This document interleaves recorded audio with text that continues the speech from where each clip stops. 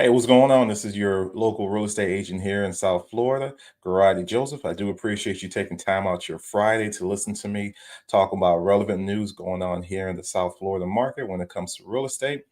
As always, I like to keep it short and simple, 3 to 5 minutes out your day, covering the top headline news regarding real estate here in South Florida. So let's go ahead and go over the first article that stood out to me, which is actually from the Florida Real Estate website. The title of this article is called New Witness Rule for Many Real Estate Docs that starts January 1st of the new year. All right. A bill was passed during the 2023 session of the Florida legislator. It was House Bill 1419. It creates a new requirement for recording instruments affecting real property in paragraph C of subsection 1 of section 695.25 of the Florida statute.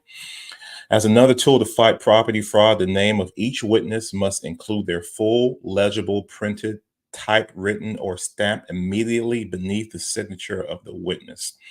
The new requirement applies to deeds and any other instruments by which the title to real property or any interest therein is conveyed, assigned, encumbered, or otherwise disposed of when recorded by a clerk of the circuit court. To sum it up, keep it simple. Basically, you will need a witness when it comes to any type of documentation regarding real estate in South Florida. Oh, excuse me, actually in the state of Florida. And the best way to play it safe, just make sure your title company or your real estate attorney is aware of this new witness rule that goes into effect officially on January 1st. I know it started already for a lot of places because I've seen it firsthand, but just make sure that you're aware of this, and more so the title company or a real estate attorney that you're working with is aware of that also. All right, so going into the other article that stood out to me, this is commercial related news. Lennar affiliates buy homestead development land for $69 million. It's planning to construct 1,300 homes in the area. All right, so Lennar Corporation and several land banks is it's working with acquired the Keys Gate development site in Homestead for a combined $68.5 million. As reported in the 2022, Lennar plans to complete the Keys Gate community, which will have about 1,335 homes, and reopen the long shuttered golf course. The new 18-hole course would have all par 3 holes, a putting green, mini golf, and a driver range.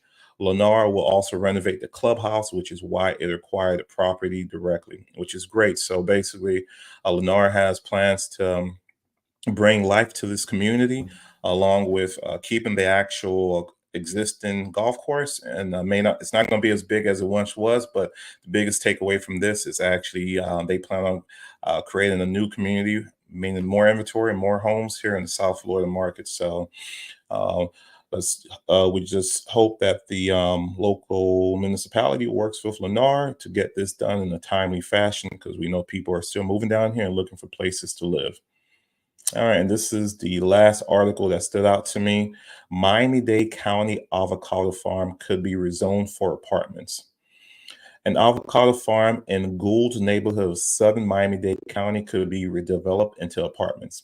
Lali II, owned by Victor Acosta and Ilana Alvarez, filed a pre-application with county officials concerning the 10.6-acre site at the northwest corner of Southwest 132nd Avenue and Southwest 236th Street. After filing the application in 2019, the property owner rezoned the land from estate Destiny residential to industrial and office. However, no development took place and it remains a farm. Now, Lali II wants to change the zoning to medium density residential. This would permit 300 apartments in 6 buildings of 3 stories each, plus 507 parking spaces.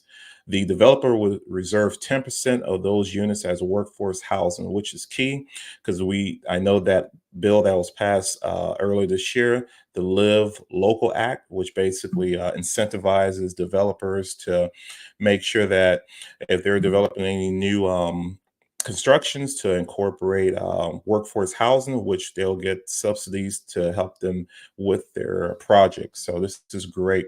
And this is actually a quote from the Miami-based attorney that's working on this project. The area has developed significantly in the last 3 years, mainly with residential uses. Yet Miami-Dade County is still facing the housing crisis. The decision to rezone the property to multifamily is based on the high demand for and undersupply of attainable rental housing in the southern portion of the county, as well as the desire to ensure that the development of the properties is compatible with the surroundings. So this is great, man. This is the developers working with the local attorney and locals working with the local municipalities to kind of get this going. And with the new law one of the many laws that were passed, specifically the Live Local Act, which will really help the this project to kind of move forward, since they do plan on reserving about 10% of the project towards workforce housing. So as always, appreciate you guys taking time out your day to listen to the news events that stood out to me in real estate in South Florida. You guys enjoy the rest of your Friday. Thank you.